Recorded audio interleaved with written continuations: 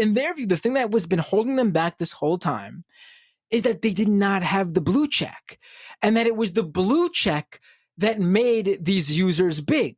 They have it completely backwards, and it's kind of hilarious that like they see someone like Beyonce and they don't think to themselves, oh, Beyonce got the blue check because she's a huge global phenomenon, huge superstar. No, they think that, oh, Beyonce's as big as she is on this platform because she has the blue check.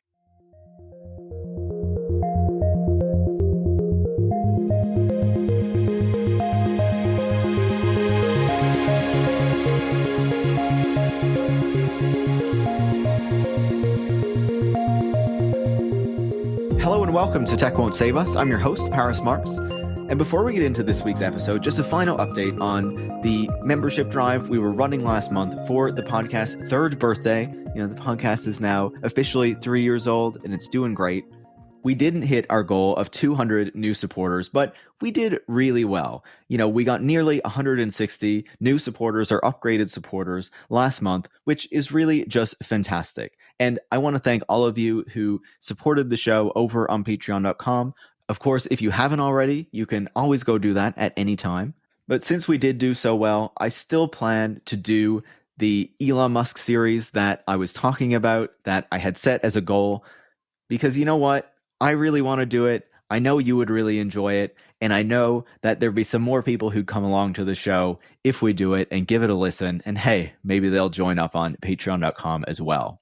So as the show turns 3, just a big thanks to everyone who supports the show, but also everyone who listens to the show and shares it with their friends and leaves us nice reviews on Apple Podcasts and Spotify and does all those things to kind of help the show grow, to help more people find out that it exists so that these critical perspectives on the tech industry can reach even more people.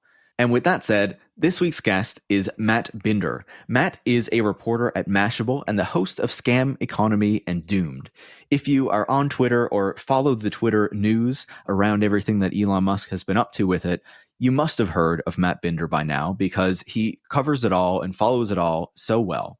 So now that Elon Musk has been in control of Twitter for 6 months, I figured it was probably a good opportunity to check in with how that's all been going. And so I thought that Matt would be the perfect guest to come on and to talk to us about that. We talk about what this whole experience has been like, but we also focus on what's been going on in the past few weeks as Elon Musk has kind of finally been moving forward with his plan to take away the blue checks and, of course, the absolute failure that all of his kind of initiatives with this whole paid verification thing have been. And we end the show by talking about whether an alternative to Twitter will really potentially cut into its market share and really kind of replace it. We've seen a number of attempts at that. And we talk about the most recent one as well, which is a platform called Blue Sky that is supported by Jack Dorsey, the former CEO of Twitter, and that has been getting a lot of attention over the past week in particular, as more people from Twitter and from particular communities on Twitter have been moving over to that platform and honestly have been having a pretty good time over there. And I would just say, of course, if you are on Blue Sky, you can follow me over there, and you can also follow the podcast. There are accounts set up for both of us. So if you've made it over there, make sure to look us up. And so if you like this episode, make sure to leave a 5-star review on Apple Podcasts or Spotify. You can also share it on social media or with any friends or colleagues who you think would learn from it. And you can join supporters like Michael in Cold Spring, New York, Marissa in Philadelphia, Peter in Cambridge, UK, Lisa from Texas, Chaitanya from the UK, Rebecca Cran, Dax Flame from Southern California, Pete in California, and Raquel from Boston by going to patreon.com/techwon'tsaveus and becoming a supporter. Thanks again to everyone who has supported the show over the past month, and I hope you enjoy this conversation. Matt, welcome to Tech Won't Save Us. Thanks for having me. Absolutely. I knew that we needed to talk about Musk again. We're at about 6 months, and I figured, who is a good person to have a conversation about this with? Of course, Matt Binder. Very happy to have you on the show. You're always tweeting and writing about all the stuff that's related to Elon Musk and Twitter.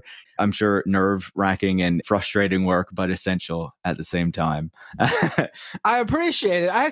I really enjoy it. The way I go at it, I obviously see the various issues that actually harm vulnerable groups. But me personally, I'm having the time of my life. You know what? I get that, right? Like, I hate this guy, and I feel like my hatred kind of fuels me, right? And I haven't been doing like the play-by-play of everything going on with the Twitter stuff. Certainly, I've been commenting on Twitter itself and things like that. But back in the days of like 2017, 18, 19, when Tesla was like, basically a bonfire and was having its production hell and everything was going to shit there. I was doing more of a play-by-play in that time. And like, I was just loving seeing how he was like fucking everything up with that company. And so I'm sure it's very similar for you right now with the Twitter stuff.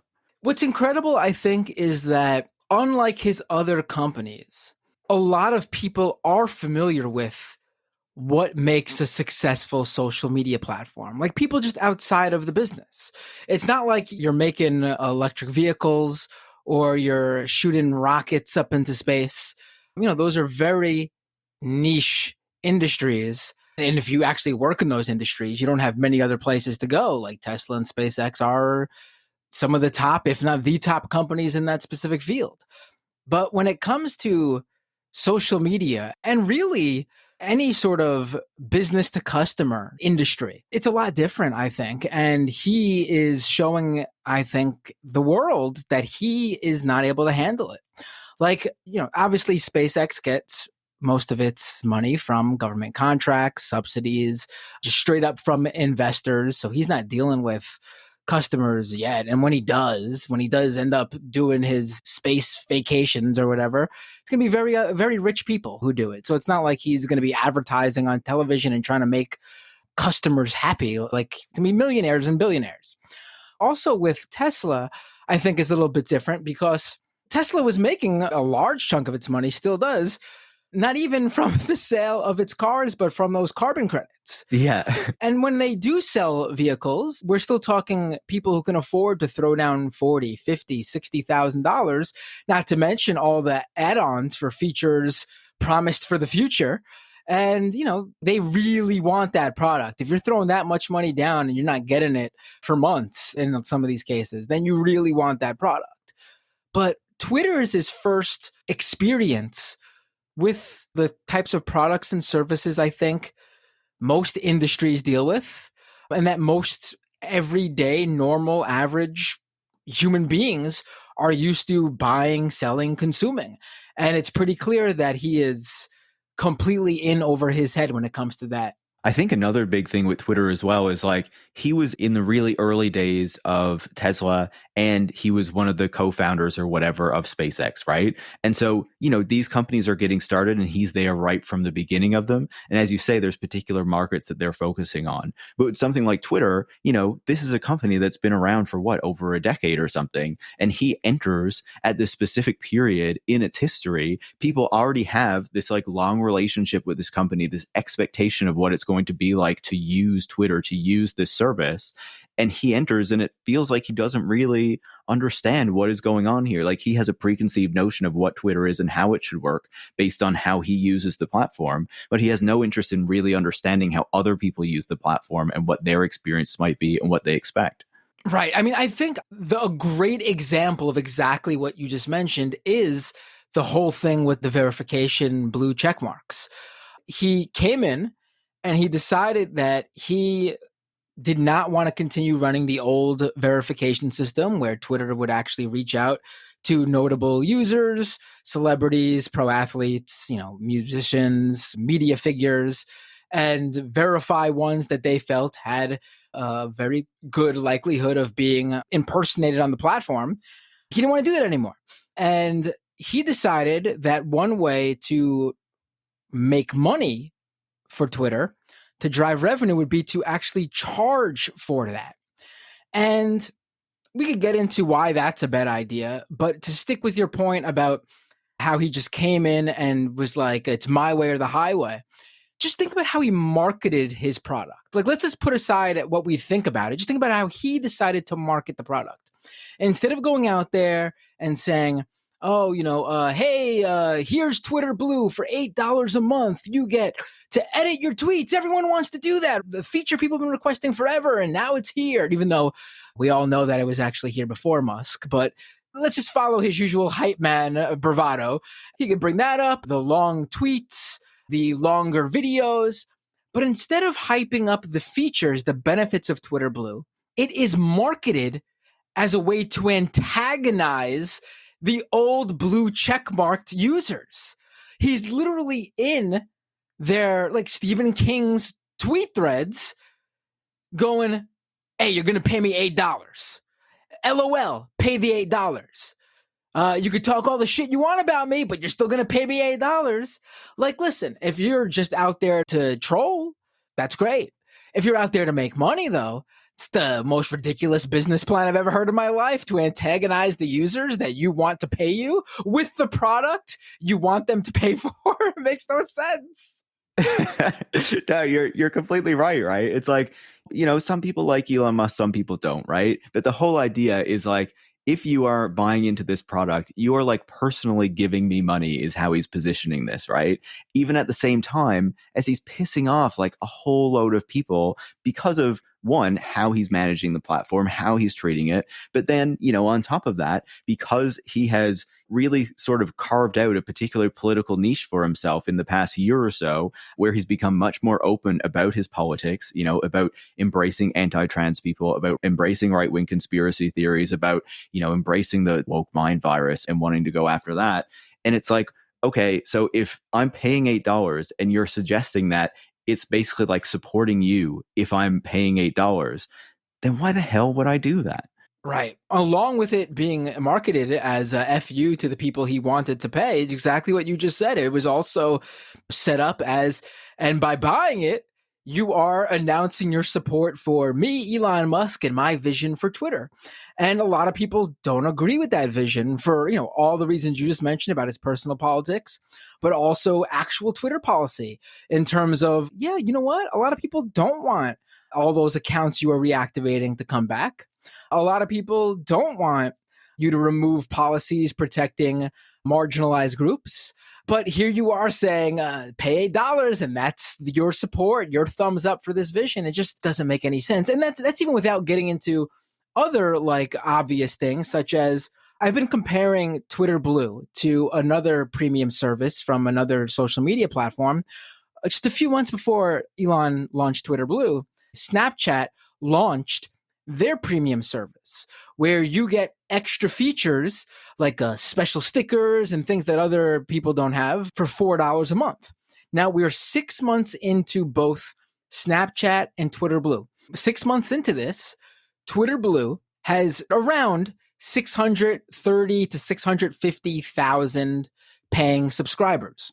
And that includes all the people he gave it to for free, which we'll get to, and all the people who paid long ago, unsubscribed, but can't get rid of their check mark. And we could also get into that later too, as well. So they have around, 650,000 paying subscribers. And Snapchat's premium service has 3 million paying subscribers. And the reason for that is, aside from, Snapchat obviously marketing it better, is that Snapchat's features appeal to the user base better than Twitter's features. And if you want to go a step further, think about YouTube Premium, which is YouTube's premium service, which has, I think tens of millions, if not hundreds of millions of paying subscribers.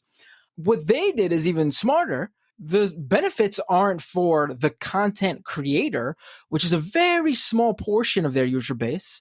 It is for the content consumer, which is like 99% of their user base. You pay for YouTube Premium, no ads on videos. What more could you ask for? That's perfect if you're a regular YouTube viewer.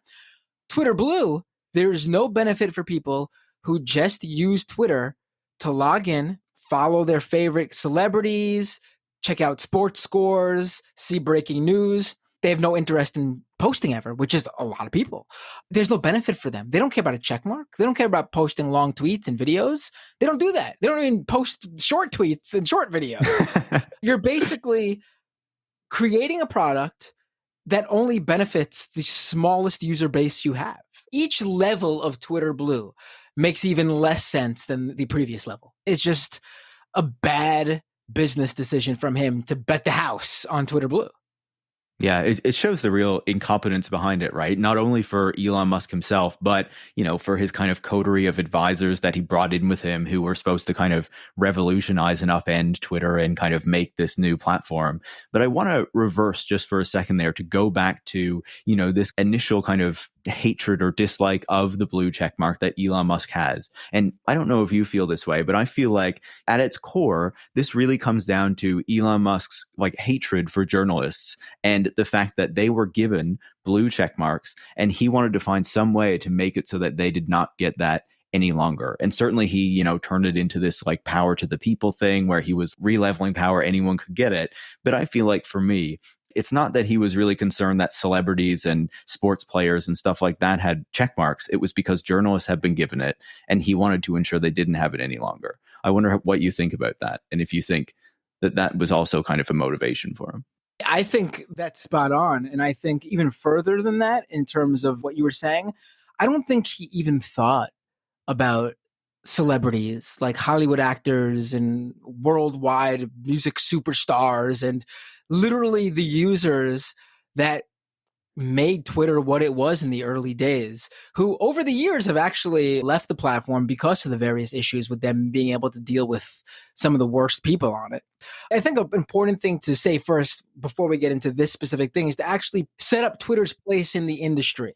Because Twitter is not a big tech platform, even though it's often put in those upper, echelons of the tech space. It's not anywhere near as big as Google, Microsoft, Amazon, Meta. It's nowhere near as big user-wise as the biggest social media platforms like TikTok, YouTube, Instagram, Facebook. It is pretty tiny compared to them. Those companies have like 3, 4, 5, 6, 7, 800, 900, 1 million, 2 billion, 2 billion users. Twitter's just hitting like 250 million, according to Musk. Of that, a lot of them don't even log into the platform on a regular basis. So it's very small. But what puts Twitter among those groups when we talk about it is the particular makeup of its user base. Very early on, and funny enough, because of the verification system they set up in 2009, Twitter attracted huge celebrities. I mean, I don't know if you remember, but like in some of the earliest days of Twitter, like it was all like, what were the Justin Bieber fans called again? I don't remember. The Beliebers? Is that Believers, yeah. right. Literally, they had to put his tweets on like their own server because it was getting so much, they were getting so much interactions and stuff. And the reason celebrities flocked there was because in 2009, Twitter rolled out this verification system for celebrities because they were facing a lawsuit from a former Major League Baseball player who was upset that there was an account parodying him or impersonating him on the platform. So they set up this verification system just basically to make sure that celebrities' fans weren't getting scammed and falling for fake accounts. It was no more than that. And because of that, celebrities came here. I still see the tweets in my head of like celebrities constantly having to say like, no, facebook.com/da-da-da-da is not me. My only platform is Twitter. This is the only place you can find me. No, youtube.com/blah, blah, blah. I'm not posting videos there. Twitter is where I am. That's it. You can't talk to me anywhere else. Because Twitter was the only place that got involved in saying, hey, this person on this platform, that's actually them. There's nobody else that can claim that on this platform. And they liked that. And that's what made them use Twitter. And they brought their fans on here because what better way to attract a user base than letting your biggest users bring everybody here? I mean, easy peasy for them. So, that was a huge driver for Twitter. Back to Musk now with the verification badges. I don't think he thought of these people because he clearly acquired Twitter from the standpoint of this right-wing bubble he's in. When he tried to back out and Twitter sued him, we actually, as part of that lawsuit, we got to see some of his private text messages that had to be released as part of the lawsuit. He had to submit texts that he had regarding the Twitter sale. And Among those text messages were numerous texts quite clearly stating these sort of really right-wing driven reasons he bought the website. One example that pops into my mind is, I think the earliest text he received flat out asking him to buy Twitter was from his ex-wife, Tallulah Riley, who I think her claim to fame is, other than I think being like a rich socialite, she was an actress in Westworld on HBO. She texted him asking him to do something and flat out like threw out like, hey, maybe we just buy it, asking Musk to do something about the Babylon Bee being suspended from Twitter. Like literally the Babylon Bee, at least according to these text messages, was one of the reasons why this sort of interest in buying Twitter was even sparked. It's incredible to think of that, but this is the laser vision he has for Twitter, all the way from why he bought it to his vision for the platform. He's not thinking of anything outside of this political right-wing bubble he's in. And to be clear, the Babylon Bee is like a right-wing version of the Onion that is not actually funny. That's fascinating. I didn't go through the text messages very much. I do remember Jason Calacanis tweeting or texting him very clearly that like this was an opportunity to kind of gut the workforce and fire a bunch of people. And like all of that is in there too, right? Oh, he went even more than that. He was like, what can I do to be CEO? Yeah. I will fall on my sword for you, my liege. It was like really like rich dudes literally groveling to richer dudes. It was amazing to see. Yeah, it was like a bunch of evidence of the degree of like sucking up that happens toward Elon Musk because he's such a wealthy and influential guy. And there's so many other rich people who just want to be close to him, who just want him to say like, yes, you're doing a good job. You can work with me. You can be close to me. It's really pathetic, basically. And so obviously, as we've been discussing, Elon Musk turns check marks into this paid service. People know by now that it initially launches. It's a complete shit show. And then, it relaunches again later. And he has basically some people who are paying $8 a month in order to get a check mark, and other people who still had the check mark from before, and they're still allowed to keep it for a while. And then finally, he announces that that is going to change on April 1st, and that is delayed until April 20th, but it's finally removed. So what is kind of sparking him to finally remove it at this moment? And kind of what is his goal? At least initially, he was planning to take the check marks away. They've come back for some people, as I'm sure you can tell us about. But like, what is the actual goal with this service? Is there any way to say it's working out to any degree that he like imagined or believed it would? Right. So when Elon Musk bought Twitter, he was buying a company that 90% of their revenue is generated via advertisements. I believe the last public record, revenue numbers announced by Twitter is from 2021, and they generated $5 billion in revenue that year.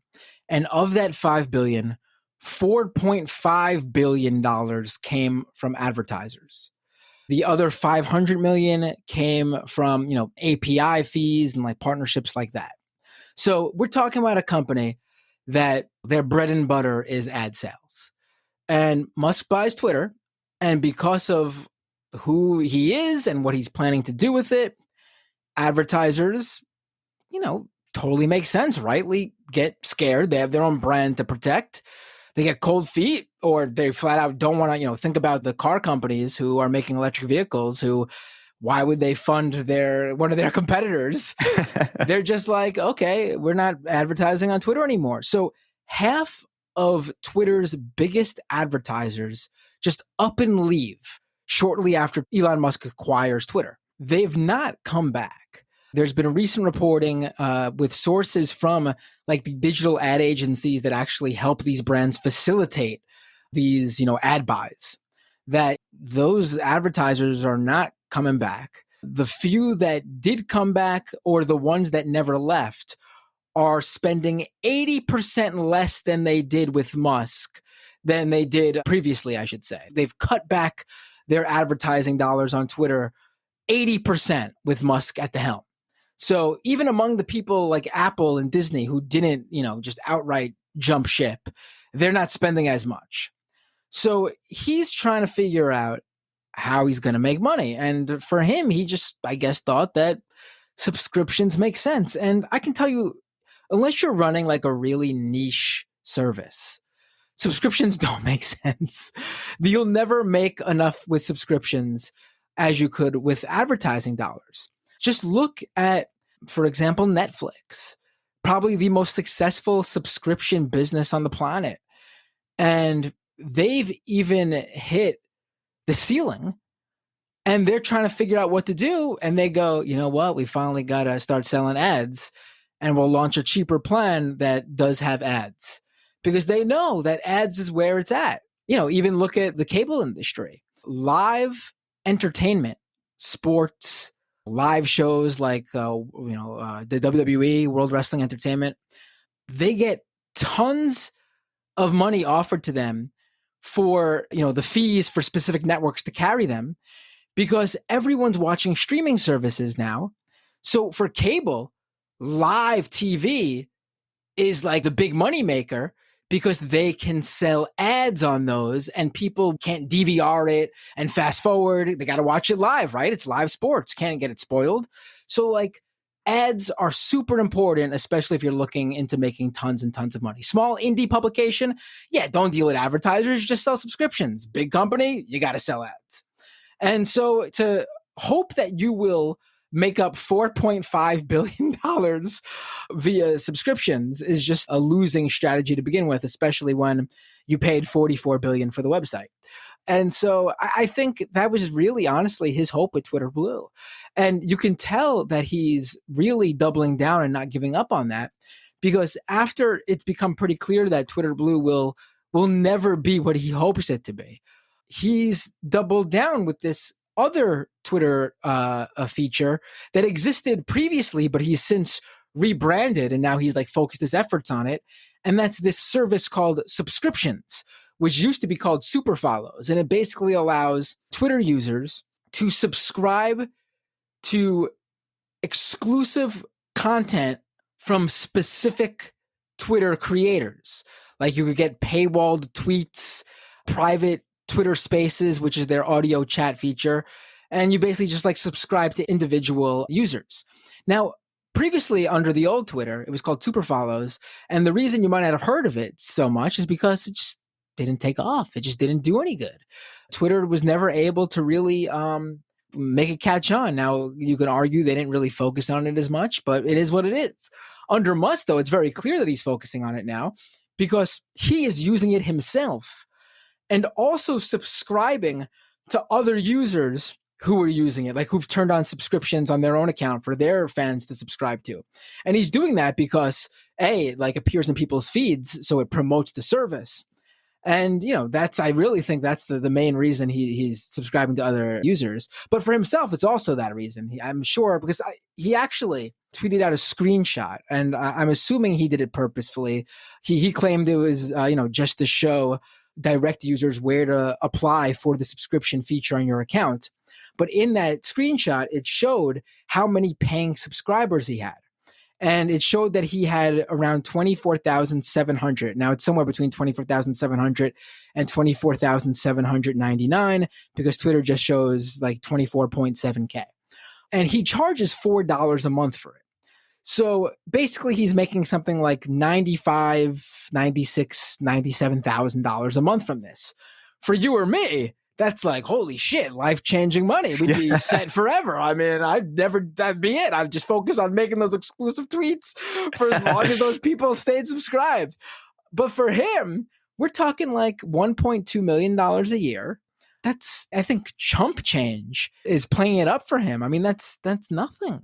Again, he's just doing it to promote the service. And you could assume that, like, if Elon Musk only has like less than 25,000 paying subscribers, like he's the anomaly too. Like, it's not like anyone has more than him. He's the most followed user on Twitter. And he's only been able to get, I believe, 0.018% of his followers to subscribe, to become paying subscribers. I mean, you could also probably assume that the Venn diagram of those 25,000 people who subscribe directly to him and the people who subscribe for Twitter Blue is a perfect circle. Like, you got to believe they're all also subscribed to Twitter Blue. Absolutely. Right. Like, who else could even pull in numbers even close to what he is? Mr. Beast? I mean, literally, like, Twitter's just not the platform for that type of stuff. I wouldn't start a membership service on Twitter. it's just not built for that, in my opinion. I mean, I know they're trying to build out that feature more, but I just can't see it taking off, honestly. And this is not even like a political stance. This is straight up from like a product standpoint. It's just not what people have come to see Twitter as over the, 13, 14 years it's now been in existence. Yeah, subscriptions or super follows or whatever you want to call them, it's just not what Twitter as a platform is made for, right? If you want to do something like that, you go to like Patreon or one of those platforms that is actually set up that is kind of dedicated. Substack, which Elon loves, right? Yeah, of course, Substack as well. Yeah. I'm familiar with those platforms. But, Twitter is not like the platform for that. But Elon Musk very much wants it to be because he doesn't, I think, really have a clear idea of what Twitter is. And he's trying to figure out something that actually works, something that might make some money, but also work out. And you can see how, as you were saying, the ad revenue has completely plummeted, and these subscriptions are not going to make up the difference, right? It's not going to get him back up to a break even or something like that, as much as he says that Twitter is definitely close to doing that by the end of the quarter or whatever. I think we can see that we're not actually believing the figures that he's putting out there. And of course, Elon Musk is known as someone who is not very much a reliable figure when it comes to telling the truth, especially in business matters. I know when I'm doing financially well, the first thing I do is not pay my rent. That's yeah, absolutely. And let myself get sued. And, Right. My employees in Singapore get kicked out of the office because I haven't paid the rent. That's exactly what everyone does when they're doing really well. I wonder, obviously you say the people who are subscribing to Elon Musk personally, like, who the fuck are these people? Do you have any kind of insight into the type of people who are subscribing to Twitter Blue and subscribing to Elon Musk personally? Like, what should we be expecting there? What are the people that he's actually attracting to pay for this service that is clearly uninteresting to most people using the platform? Now, we don't have too much on the people who are directly subscribing to Elon Musk's private, exclusive, paywalled content. Perhaps that'll come out in the coming, months.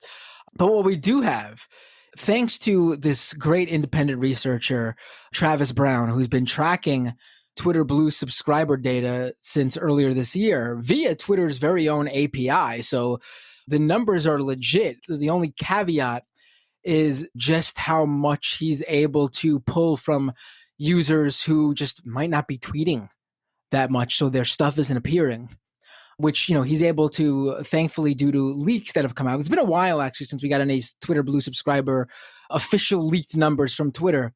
But because of the ones we did have, he's able to estimate exactly just, how much he's missing, because his numbers during that period were very close to the actual official leaked numbers.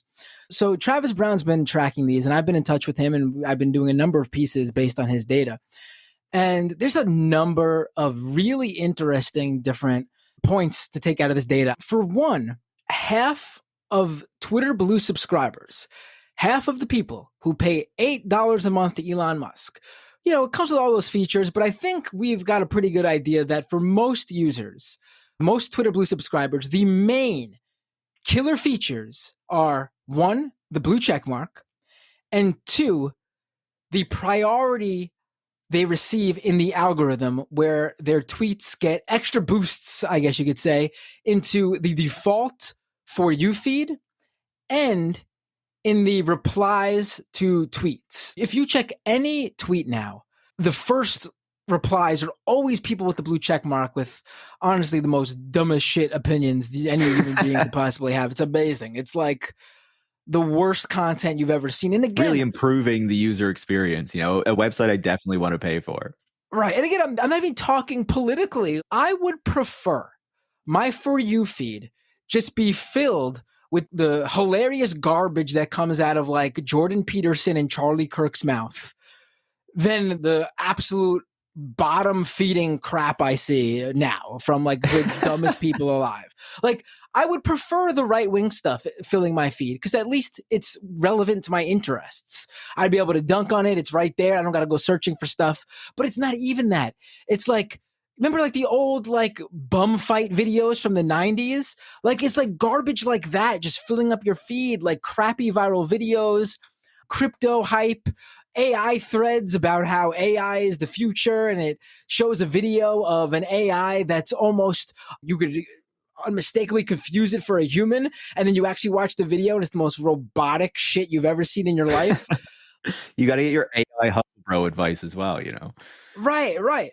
So it's not even just like I'm against Musk politically. No, it's more so that he's turning the platform into garbage. So back to the Twitter Blue data. Half of Twitter Blue subscribers have less than 1,000 followers. 20% of them have less than 100 followers, and something like 3,000 of them have I think 0 followers. So what does that mean?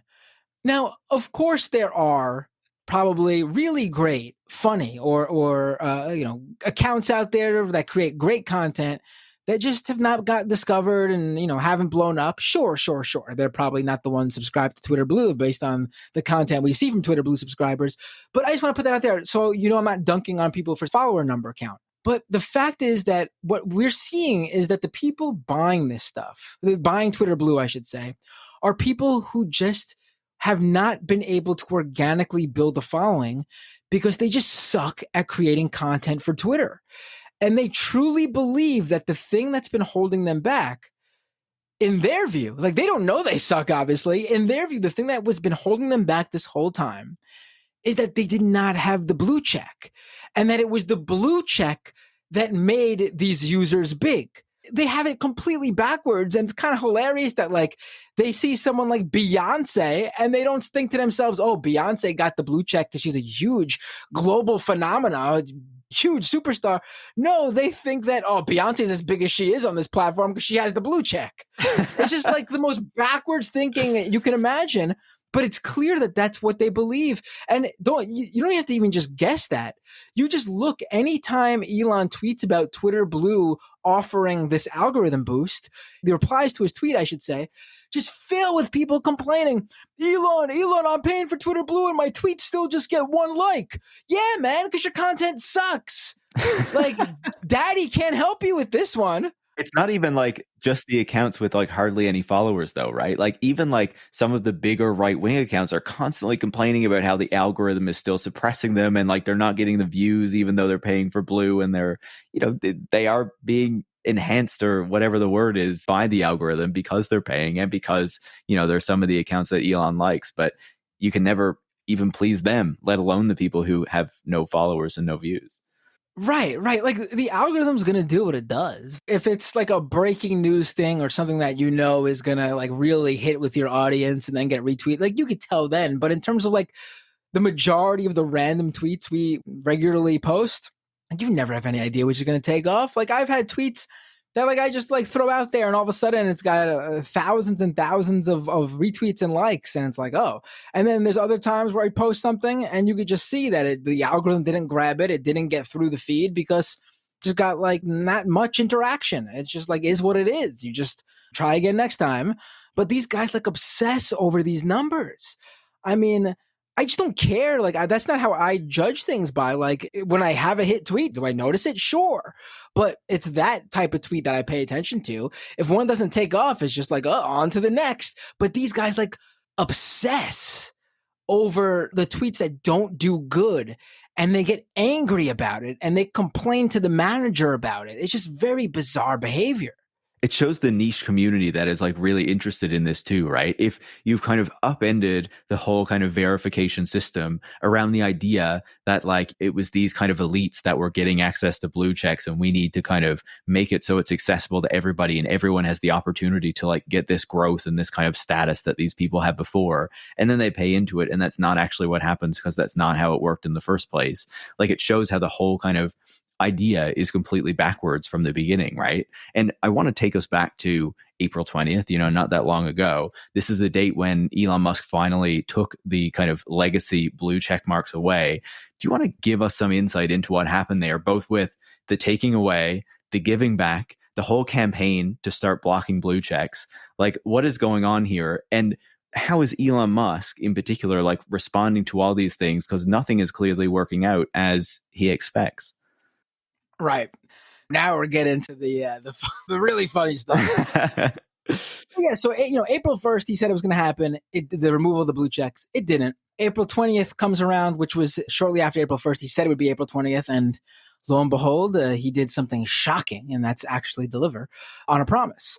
For him, that's a rarity. So, take it when it comes. He did delay it like plenty of times, though, which is kind of his MO. Yeah. But this one delivered, which you can't say for full self-driving cars or our landing on Mars. And so April 20th rolled around. The legacy verified blue check marks are taken away on all the accounts but 3. Now, remember, at this point, it's supposed to be just people paying for Twitter Blue with these blue check marks. But people noticed that 3 accounts that were clearly not paying for Twitter Blue because of their previous public statements saying they weren't going to pay for it. These 3 people were William Shatner, Stephen King, and LeBron James. Now, William Shatner we could put aside right now because it's clear via these tweets that Shatner and Musk exchanged that it seemed like Musk contacted him privately before April 20th and offered to give him Twitter Blue for free because William Shatner just tweeted out a vague thank you to Musk, and Musk was like, "You'll always be my captain." And clearly very happy to be checkmarked for free. Jeff Bezos brought him to space. Elon's giving him check marks. He's loving this. They're all obsessed with him. And that, not to go off topic here too, but like the whole William Shatner going to space thing is wonderful because I know he probably doesn't have the best politics, but when he went to space, the experience he shared was fantastic. And it really was a slap in the face to both Musk and Bezos and what they want their space adventures to be. Because, again, I don't want to go off topic, but I feel like I have to mention this because I love this story so much. Shatner comes back down to Earth after traveling to space with Jeff Bezos, and he gets interviewed, and he's asked what he experienced, and everyone was expecting him to be like, captain's log, journey into space. It was fantastic. The adventure awaits us. I loved it. It was amazing. But no, he was like, I had a life-changing experience. He was like, I looked out and I just saw nothing. It was just a vast nothingness. And then I looked down at Earth and it was so beautiful. And it made me think, we have everything we could ever need right there. Why are we destroying it? And I got so depressed and I just felt this sad darkness overwhelm me. And then Bezos interrupts him with popping a cork of some champagne and like completely destroys the moment. But like, this should be the takeaway that we should all take from this. But of course, that wouldn't be the best advertisement for space vacations with Jeff Bezos and Elon Musk, right? It's no wonder Bezos wanted to shut him up, right? Right. So Shatner gets his check mark for free. Maybe a bonus after his experience in space. But LeBron and Stephen King were like adamant, like, we don't want this. This is stupid. We don't even want you to like give it to us. In fact, we know LeBron didn't say that because according to reports, I forgot who, I think The Verge reported this one. Alex Heath, I think, yeah. Yeah. Musk, I guess much like he contacted Shatner or Shatner's people, Musk contacted LeBron and was before April 20th and was like, hey, I want to pay for your check mark. I want to offer it to you for free. And LeBron was like, straight up, no thanks. I don't want it. And Musk gave it to him anyway. And I don't know if Musk tried the same with Stephen King, but based on Stephen King's reaction when he did get it, he was like, why do I still have the blue check? I don't want it. I didn't pay for it. Don't give it to me. So Musk admitted that he was paying for those 3 people. And when he says paying, we really should say up front, he's not paying for anything. He's just telling his Twitter employees, hey, put that check mark on these accounts. It's not like he's giving $8 out of his wallet. Even though they show up, it still says if you click on them that they are paying, right? Which is right. An issue that I'm sure we'll get to. I will say that the Stephen King one is especially funny because early on in like November, when Musk first brought up the idea of paying for the check mark, and Stephen King came out and said it was dumb, and Musk was like, well, what's wrong with paying $20? And they went back and forth and like haggled down to like Musk jumping in and going like, oh, what about $8? Would you pay $8? Yeah, that's where the $8 comes from, is those tweets. Right, that's where the $8 comes from, right. But apparently Musk is the ultimate deal negotiator, and Stephen King was able to negotiate Musk down to negative $8. So those 3 accounts have it on April 20th. And then the next day is Friday, April 21st. And I have this piece ready to go. Now, I had planned it because I knew that this would be a piece to publish right after the blue check mark thing. I had known that this was going to be a thing, people blocking everyone with a blue check after the legacy verified checks were taken away. So there could be no mistake over who was paying for Twitter Blue, because it started to go around in November. Now in November, people started talking about blocking these users. I don't know who started the hashtag. Maybe it was Drill, but certainly the largest account that tweeted it, hashtag block the blue, was Twitter legend Drill, who is this huge Twitter account, probably in my opinion, the biggest self-contained, self-made Twitter user. Drill has over 1.7 million followers. And yeah, there's been various people who've come to Twitter and have created careers off of their tweets off of Twitter, like Rob Delaney's a great example. But Drill never took that step off of Twitter. Like, yeah, he had an Adult Swim show, but he was still playing his Twitter character in the Adult Swim show. This guy became the biggest Twitter user just from his tweets.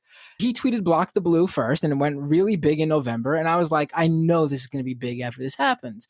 So I reached out to him, sent him a bunch of questions. He got back to me. He answered a bunch of questions. And when that happened, I knew, of course, that, man, I have Drill content that is yet to be published. People are going to eat this up. And I got Eve 6, the 90s rock band, Want to Put My Tender Heart in a Blender. They have been prominently tweeting about blocking the blue. So I got comments from their singer, and I featured a bunch of other users. And the piece went up that Friday, April 21st. And it immediately went viral. It had like tens of thousands of likes and retweets, just a short amount of time. Later that night and into the next morning, Saturday morning now, hashtag block the blue is trending on Twitter. When you click it, the feed is being refreshed with like dozens of new tweets every couple of minutes. It was clearly becoming a thing. And I knew it was starting to get noticed over at Twitter HQ when I saw that Elon Musk himself was starting to like tweets that mentioned hashtag block the blue. One tweet was from the old school tech evangelist, Robert Scoble. People might remember him. His claim to fame in the very early days of Twitter was being the guy who single-handedly killed Google Glass when he took that selfie of him wearing it while he was completely nude in the shower. I unfortunately do remember that. And we had an episode on Google Glass a few months ago. Yeah. Right. The other really great tweet that he liked that mentioned, and I should say Robert Scoble actually, in the tweet Elon Musk liked from Scoble had actually included a screenshot of my article with my byline in it. No. I enjoyed knowing that Musk definitely saw that. Like, he didn't just see hashtag block the blue. He definitely was aware of my article. And we know he's already aware of you from Twitter Spaces in the past and things like that. Yeah, I guess I should mention that he already knew me because in December of last year, I was one of the 7 journalists specifically targeted after we reported on the Elon jet tracker that got suspended from the platform. And then I was also the person seemingly personally responsible for Twitter Spaces going down for an entire day, because when I was suspended, I discovered a loophole that still allowed me to not only enter the Twitter Spaces audio chats, but also take part in them. And so after they found that out, they booted me out of it and shut down Twitter Spaces. So he probably wasn't with me before that. I had actual legitimate confirmation with that like on the tweet. But my favorite was the Tim Sweeney tweet. And for people who don't know who Tim Sweeney is, please keep this in mind when I read this tweet to you, because you need to keep this in mind when you hear what he had to say. Tim Sweeney is the founder and CEO of Epic Games, one of the biggest video game companies on the planet. This guy must be a billionaire himself. They're the company behind Fortnite. So here's Tim Sweeney's tweet that Musk liked. People in this hashtag block the blue pressure campaign are losers and goons. They're the cool kids from junior high who work to exclude we nerds from cool kid events.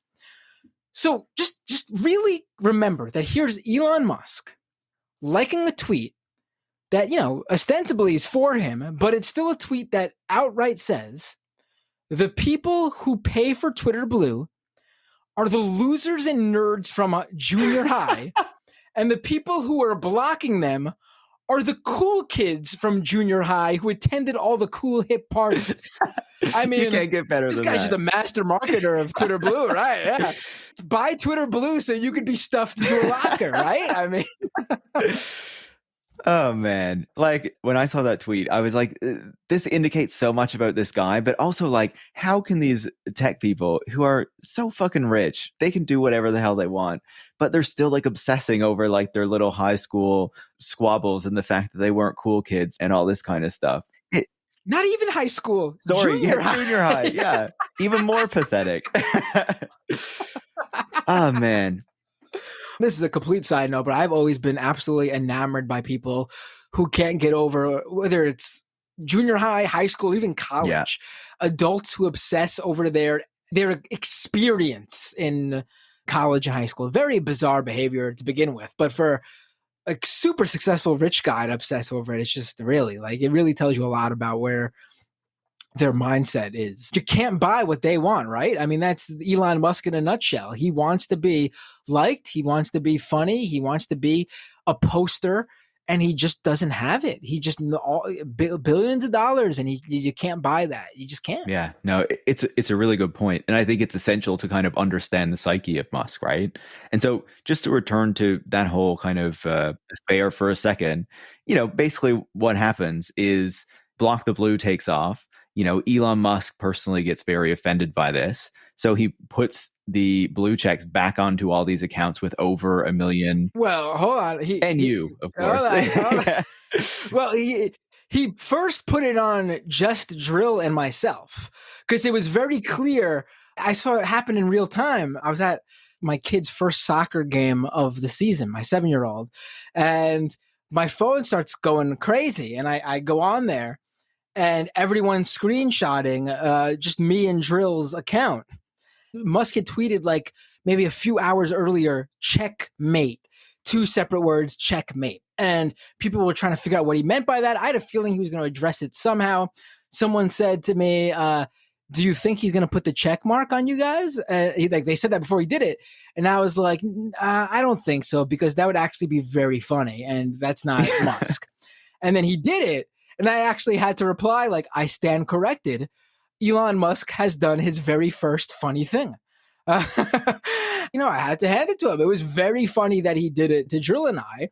He had a great back and forth moment with Drill because Drill decided, because, if you subscribe to Twitter Blue, even if you pay, if you change your username, or not even just your username, your profile name, like the name on your account, not the ad handle, just like the text name above your ad handle, or you change your profile picture, they temporarily remove the blue check mark until they can manually review it. So you can't buy a blue check mark, get it, and then change your account to make it look like somebody else so you can impersonate them. So Drill, using that method, he was consistently changing his profile name to remove the blue check mark, and Twitter was consistently putting it back on him back and forth. And then eventually, I guess, whoever had the honor of being the guy or girl who had to sit at Twitter HQ doing that all day, eventually they had to go home for the day, I guess. And Drill's account is currently stuck in limbo. His profile is completely locked. He can't change his profile details because he doesn't currently have the blue check, but he's technically subscribed to Twitter Blue, so he can't change anything until they manually review it. And I should say, at first they just put the blue check on our account. Like, it said I was not subscribed to Twitter Blue. It was just the visual, the blue check. But then the next day, they actually officially subscribed me to Twitter Blue.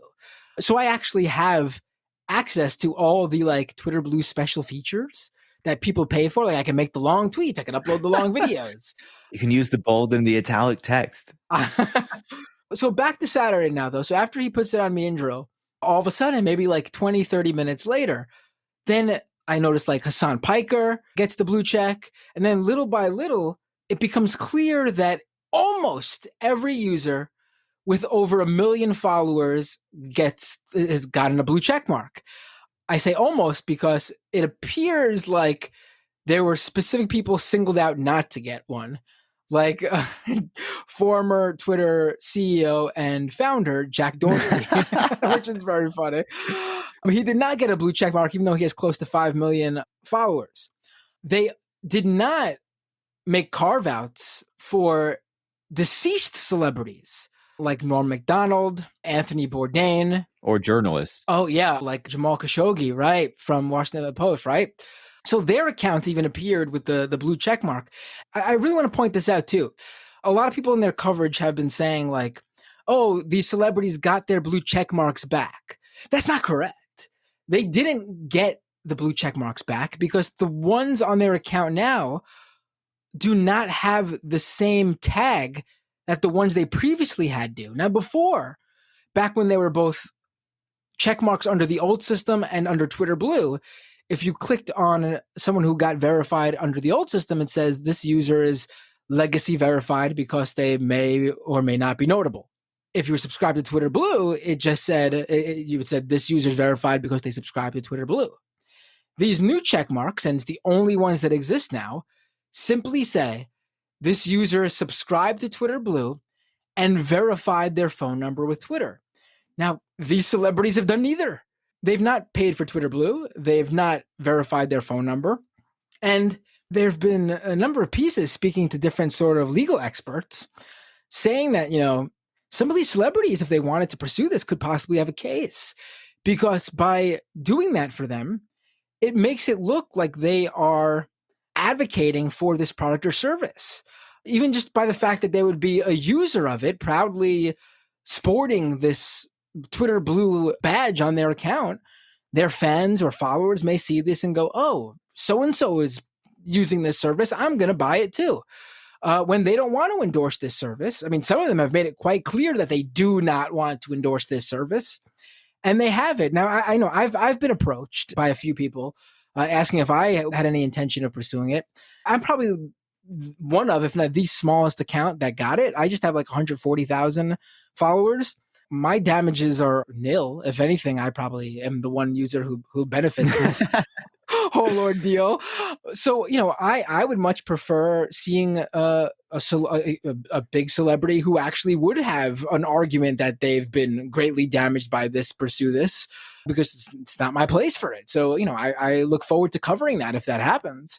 But yeah, I mean, it was just a crazy series of events that happened this past weekend. Can you imagine like a class action lawsuit of like a bunch of celebrities and like major sports players like going after Twitter because Elon Musk stuck check marks on them and said that they were subscribing and like, had registered their phone number with the company when it's all a load of bullshit. Right. I mean, you got to believe someone's going to pursue it. I haven't heard anything, so I'm not saying I have some sort of insider information. This is just from, people pursue all sorts, especially if it's a class action lawsuit or something like that. People pursue all sorts of things. There's going to be somebody who thinks of doing it. Absolutely. As we start to wind this down, we've talked about a bunch of the issues that Twitter has had over the past 6 months, and in particular focused on Elon Musk's obsession with the blue check marks and with transforming the service so that he could take blue check marks away from the people he didn't want to have them, essentially.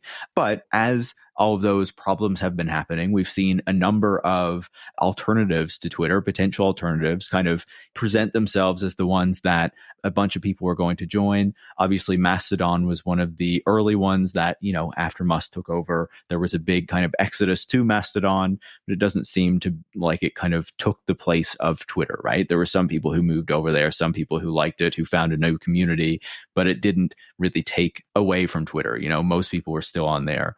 Post, of course, is another one that promised to be more for journalists and things like that doesn't really seem to have gotten much traction. Substack Notes, most recently, already seems to be running into trouble with the fact you can't follow people. You can only subscribe to their newsletters, and the CEO there has come under fire for some stuff he said around content moderation that people are not super happy with.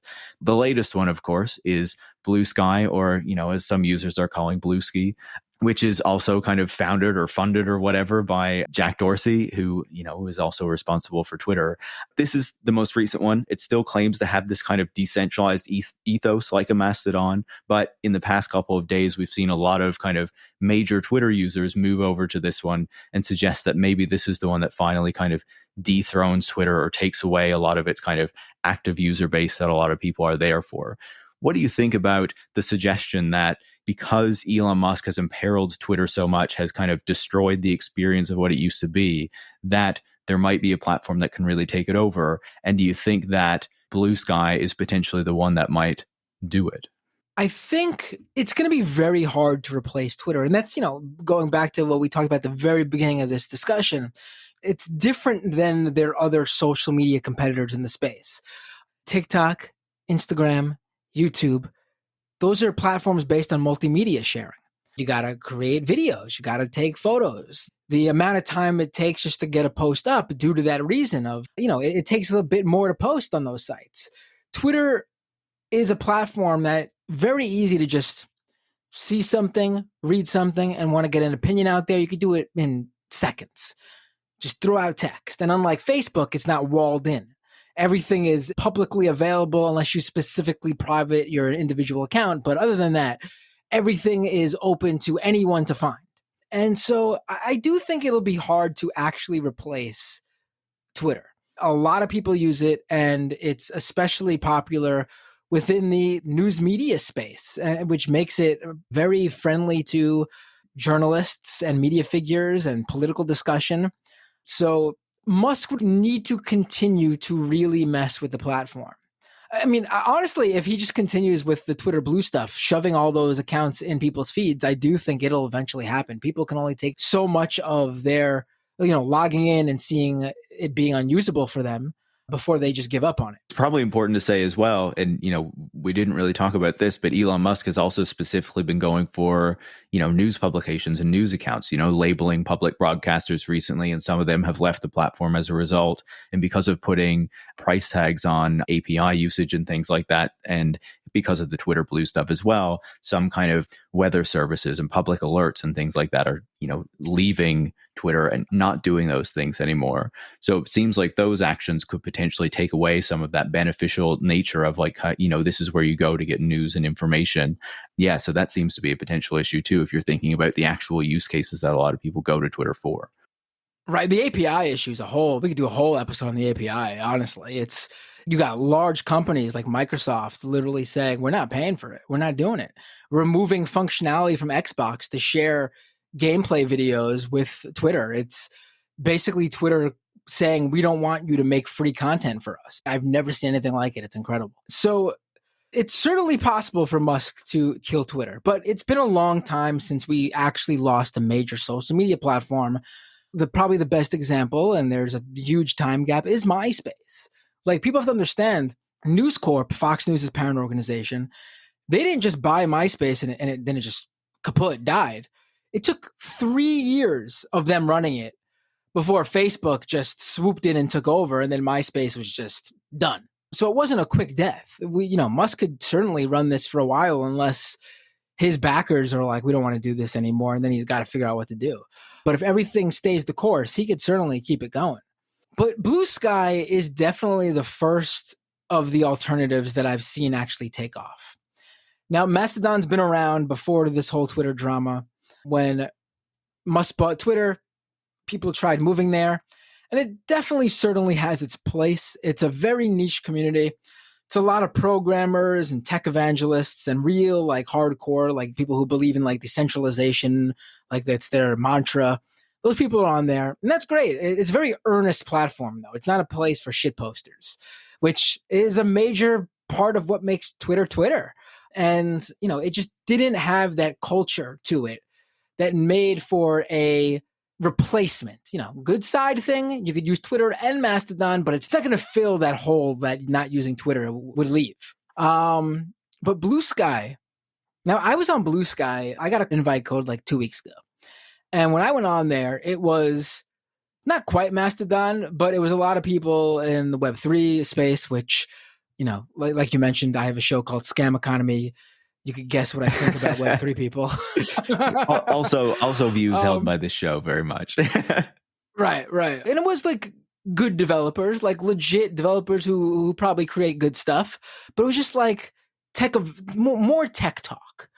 And suddenly, on the night of April 26th, Wednesday night to Thursday, April 27th, all of a sudden I noticed that some of my favorite people on Twitter, shit posters, funny accounts, good journalists who have a sense of humor, are all of a sudden getting on Blue Sky. And they just start posting.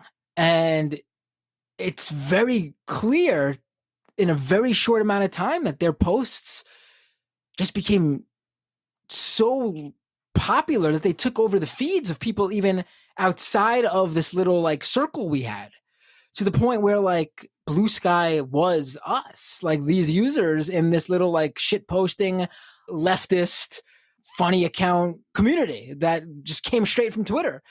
And it started to grow. Drill ends up joining. Alexandria Ocasio-Cortez gets an invite code and gets on there. And it's just like, holy shit, like this has not happened on any of those other alternatives that you just previously mentioned. And it's actually fun to use. Like other alternatives I've tried, and it's like the user interface isn't there. It just feels very poorly coded. In Mastodon's case, all that stuff sort of lines up, but the culture is not there. But Blue Sky is actually solid, very bare bones. But that actually, I think, made it work because it felt like very early Twitter. All you could do on Blue Sky right now is post 300 character posts and still images. You cannot even post GIFs. You can't post videos. If I actually, one thing I noticed is that I can't find the change password function. Good luck if you forget it. Yeah. I don't know if that exists. I think if you forget it, that's the way you could change it. You have to actually pretend you forgot your password, though, for you to change it. Okay. You can't just like go into your settings and change it, though. There's 2 feeds, just a chronological feed, and then a what's hot feed, which looks to be just the most liked and reposted tweet from the whole platform. So if you get like a hit post, which literally just takes a dozen reposts and likes to do, you get a hit post on Blue Sky, then all of a sudden there's a feed for the entire platform that prioritizes your post. And it's just like, it feels like the old Twitter, and it's a lot of fun. There's, some of those people who were there early. And when I say early, those people who were there 2 weeks ago, they're very upset that, their culture is not the predominant one there. Too much people just fucking around and having a good time. But, they need that. If you actually want to take on Twitter or provide just a good alternative, you need just that assortment of different communities on there. It's very reminiscent of old Twitter. Like the CEO of Blue Sky was begging users the other day to stop calling posts skeets because that's what these shit posters decided to just randomly assign. Because Twitter's got tweets. Why are we just calling the Blue Sky posts? Let's call them skeets. And if you want to look that word up in the Urban Dictionary, there's another meaning there. Yeah, I think it's interesting, right? Because as you're saying, the people who are on this platform before were very kind of the tech people, the people who are interested in like the decentralized web and that sort of stuff. And these are also the people who lead the project, right? People who were, kind of crypto evangelists. The CEO was one of those people, a big crypto booster. These are some of the people who are leading it, right? And you see that some of the people who were there early are really frustrated that these people have joined the platform who don't give a damn about their kind of decentralized vision for what this could be. They just want a platform where they can have fun. And it seems like that's almost maybe potentially one of like the biggest risk that the platform faces, is continuing to kind of charge in that direction when you have a massive user base that doesn't really care so much about that. And if it kind of changes the experience and makes it more difficult, makes it a more Mastodon-like experience maybe, then you're going to lose all of that kind of energy that has arrived on the platform that maybe some of them don't like, but is also how you potentially create something that's going to be bigger than what they might imagine, I guess. And also, what they want to do with Blue Sky is what hurt Mastodon, because Mastodon was already doing it. Like the vast majority of like regular, normal, non-techie lay people, when they were looking for a Twitter alternative and they heard about Mastodon, before joining Mastodon, you have to figure out which Mastodon server you want to join, because Mastodon is decentralized. It's the Fediverse. There's different federations that exist, and you need to pick one to join. And people don't want to do that. People just want that centralized platform where they know everyone's going to be at. They want to go to the cool party that everyone's attending. They don't want to have to figure out which little secret club they got to join and whether they're getting all the content that they want from just that secret club. Blue Sky wants to do something like that, but they're not there yet. So all these users sort of found Blue Sky at the perfect time, because if Blue Sky already had that, the popular power users from Twitter who came there, they would have just avoided this like they avoided Mastodon. And so it'll be interesting to see if Blue Sky alters how they go forward, because I can't imagine the people who are on there now would be into moving their stuff to a different server and figuring out what server to go to. They had to deal with their first Nazi on, or I should say, their first open Nazi on Blue Sky, because clearly someone invited this guy because he had an invite. I don't know if they know who. But an open Nazi was on Blue Sky the other day, and there was a small debate about whether Blue Sky should step in and remove this user because it's a decentralized platform.